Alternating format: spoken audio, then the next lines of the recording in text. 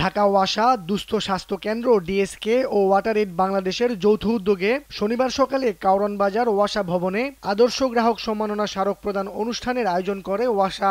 অনুষ্ঠানে নিয়মিত পানির বিল পরিশোধ করায় নিম্ন আয়ের ২৫ জনকে সম্মাননা স্মারক প্রদান করা হয়।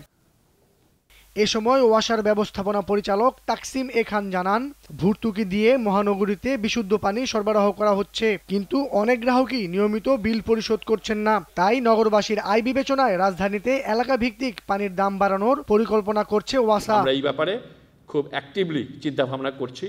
বলা হচ্ছে, পানি ব্যবহারে নিম্নবিত্ত নাগরিক যে সুবিধা পাচ্ছেন, একই সুবিধা উচ্চবিত্ত নাগরিক ও বিভিন্ন নামিদামি প্রতিষ্ঠান ভোগ করছে।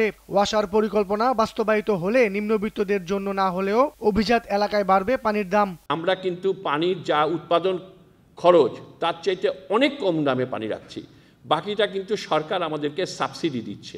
দুঃখজনক যে এই সাবসিডিটা বড় লোকরাও পাচ্ছে, সেটা পাওয়া উচিত না, কিন্তু যাই হোক সেটা টেকনিক্যাল কারণে দিতে হচ্ছে। তবে আমরা এখন চিন্তা ভাবনা করছি যে আমরা কিছু রকম এলাকা ভিত্তিক পানির দাম নির্ধারণ করব, এবং অবশ্যই এই ক্ষেত্রে এই নিম্ন আয়ের পানির দাম আর বাড়বে না, কিন্তু কমানো হয়তো বা সম্ভব না, কিন্তু অন্যান্য জায়গায় পানির দাম বাড়বে।